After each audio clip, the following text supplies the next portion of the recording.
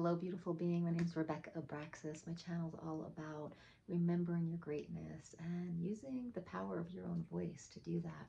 Today, we're talking about ego death. What is it and how to get through one in a positive way? Because these are dark nights of the soul on our awakening journey that feel like we are literally going to die. And sometimes we feel close to even taking our own life in these ego deaths. So this video is here to support you through that and show you some techniques on how to get through it in a positive way. So stay tuned. Please join the tribe. Subscribe, click the bell. I launch a sound healing every Wednesday, whether it's yoga nidra and light language and healing tones. There's something launched every Wednesday. There's shorts, there's community posts, and there's other videos on awakening and ascension. So join the tribe. We'd love to have you. Okay, beautiful being, if you are on an awakening journey, if you are feeling your body and being aligning with ascension energies, you are waking up. You are remembering your greatness, and that is so exciting. However, it always comes with some kind of dark night of the soul, and several of them. And we get better at processing them. But if you are a little bit newer on your awakening journey, sometimes they can feel like you literally want to leave the planet.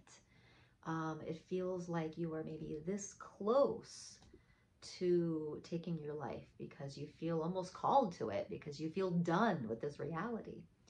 That's okay. I'm here to tell you to hang on. Most likely this is an ego death. What is an ego death? It is a part of you that you are growing out of. It's part of your wounded ego. It's part of your personality that is shifting and growing. And see, as we are on this awakening journey, we start unhooking from our personality. We start unhooking from our ego. And when we unhook from those things that we've really been attached to, that we have found a sense of self with, it's really uncomfortable. And it can create depression. It can create kind of unmotivatedness, uninspired, like feeling uninspired. It can make us feel really down. It can make us have kind of suicidal ideology and tendencies. So let me know in the comments if you've experienced this, if you're experiencing it now. And please, please lean on someone, find support. It's okay. You are not alone feeling these things. Please, please reach out. And I hope this video can offer a little bit of support for you.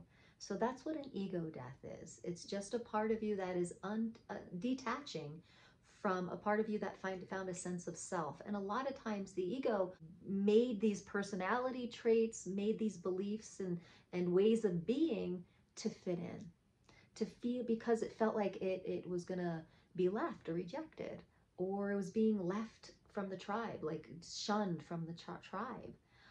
This is all like first chakra stuff, where we felt like we were gonna be rejected and not loved. That's all first chakra stuff, and rejected from the tribe. So that type of rejection, we will do anything as little beings to try to fit in and not be rejected, fit into a certain friend group or social situation. All these things that we've done to people please, to dumb down ourself, come into our small self, live from our small self to make our lives fit and work. And in our awakening journey, we start to realize that we want the fullness of our being. We want to live all of ourselves, and it's an exciting time. But to live all of ourselves, we have to take a look at some of these things, these strategies, these personality traits that we bought into, and we have to say, this is outdated. Oh, this is outdated. And instead of like cutting them and saying like, you must go, just think about putting them on a shelf. Imagine you just have a shelf of all the knickknacks of you and you just take a few pieces of yourself and you put it on the shelf and just like, we're going to try to live life without being directed by these parts. I'm going to put you on a shelf, and if I need you, I'll bring you back in, but we're just going to put them on a shelf. So these are personality traits. These are thoughts, beliefs, certain contracts with people. These are ways of getting love, behaviors, right? All of those things. When you are opening your eyes to the fullness of yourself, you start to see those patterns. And when your body's ready and your being's ready, you start to unhook from them. And that's when you start to feel unstable. There becomes a lot of space in your being. You start to realize that you're not that. And if you're not that, then what are you?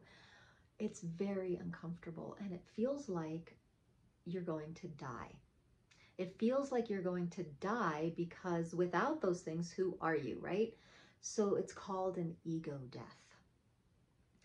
And this ego death can make it feel like we're so low and we're so purposeless in our lives that what's the meaning of life and why even go on? I believe that a lot of young people are choosing to end their lives because of this, because of these really strong ego deaths. Now, they can be so strong because it could be lifetimes of patterning that we're finally letting go of. And when we let go of them, we're like, what's the purpose? What's the point? Who am I? I'm nothing. So if you have a young person in your life, I'm 51 now, so like young to me is like 30s, 20s, teens. Grab their hand and let them know that this is a process of awakening, that they can stay here. We need their light, okay? We need your light. If you're here and you're like, yes, I'm feeling these things, we need your light on the planet. So really tune in. So what can we do about it? And that's what the video, I really wanted to help us out here. What can we do when we're feeling this despair? What do we do when we feel this deep, dark night of the soul and this ego death? We feel like we're contemplating, should I leave? So I want to give you 5 things to look at here, okay? The first thing is silence. Get really still, really still. Rainer Rilke has a poem. Is it Rilke or is it Rumi? Ah, I should know this. I think it's Rumi, actually. The guest house. Invite it in, okay? Invite this despair in, okay? Invite this piece of your ego that you're going to let go of. Invite it in and imagine you're having a conversation with it. Get very still, one hand over the other on your heart. Get very still and quiet. Invite these pieces in and listen to them. Listen. And there will be some awareness that comes up. Just be in the stillness with them. And you will notice that the stillness is not that quiet. Number 2 is we put a lot of focus during these ego deaths on how awful we're feeling and like this piece that we're letting go. See if you can focus on the part that's starting to bloom, right? Maybe the trust that is blooming. Maybe the creativity that's starting to bloom. Maybe the song that's coming from your heart.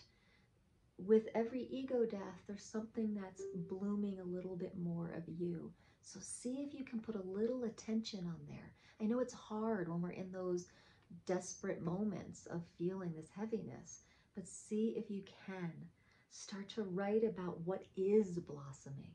So number 1 is you're really being with, the despair. You're really being with the part of the ego you're letting go.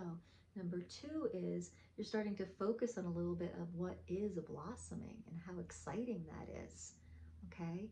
So number 3, what I want you to do is start bringing your voice into this. When you are in your morning practice and you're feeling this heaviness, I want you to go to that part of your body that feels the heaviness. A lot of times it's the heart and it's the solar plexus, because what we're stepping into is our personal power. And these are the areas that are blocked and clogged with this stuff. It's It's taken away our personal power and our fullness of ourselves. So a lot of times it's the heart and the solar plexus, but by all means, it could be anywhere. It could be the throat, it could be the root chakra, it could be your legs, it could be your feet.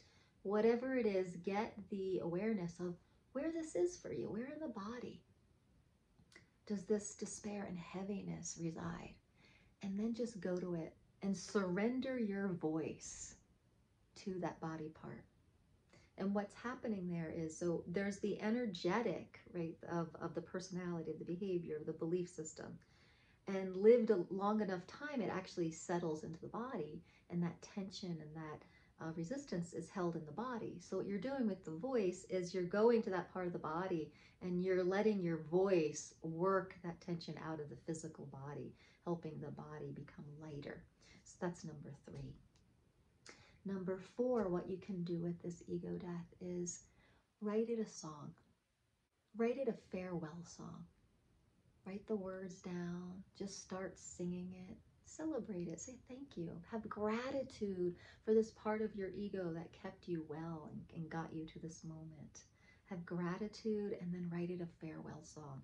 Maybe the farewell song has words. Maybe it doesn't have words. Maybe it's just a little melody, or maybe it's just one tone. But write it a farewell song. And number 5, you can imagine what this might be, is a welcoming song to your new part of yourself that gets to blossom because this part got put on the shelf. So you are becoming more of you. You are blossoming. Sing that song now. Maybe it has words, maybe it doesn't. Maybe it has a melody, maybe it doesn't. Maybe it's just one tone that represents it. But now you're going to write that song of welcoming in this new part of yourself. It's a celebration song. So, beautiful people. Number 1 is invite it in, invite the despair in, get very still, very quiet, and notice what's there. Number 2 is you're going to really celebrate the other part that's blossoming as a result of this ego death. Number 3 is you're going to go to that body part that holds that belief or ego pattern, and you're going to allow your voice to move that density. Number 4 is you're going to write and sing a farewell song to that part of your ego. And number 5 is you're going to write a celebration welcome song to this new part, this new fullness of your being. So let me know which one's your favorite, and also let me know how this works. Ideally, try to do all 5 of these. It's kind of like a process. And hang in there, dear friend. If you need support, reach out to people. Reach out. There's so many people. There's life coaches, spiritual mentors. There's therapists. There's ministers, pastors. I am a spiritual mentor as well. I'm a sound healer. Reach out to me. You are not alone. Please talk to someone if you're feeling the despair of this type of ego death, and you're feeling like maybe you want to leave the planet, you're not sure, you just feel that down and that confused. Please reach out. Find help. Okay? And I hope this 5-step practice really helped you. Please let me know in the comments. And this awakening journey, it's a journey, it's a process. It's crazy at times, but this ego death is helping you become lighter and lighter. It's raising and expanding your vibration. Please stay with the process. Please stay here with us.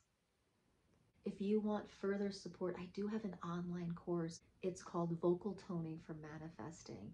This has videos and PDFs, and it can help you learn how to use your voice to clear out your chakras, to clear out your emotional density, to help you find the lightness of your being so that you are resonating and aligning vibrationally with your vortex, with your highest self.